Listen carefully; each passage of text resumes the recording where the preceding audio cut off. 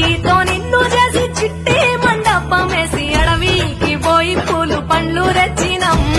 పూల మాలేసి పూలి హోర నైవేద్యం పెట్టి మొక్కి నీ ముందు గుంజిల్లు తీసినం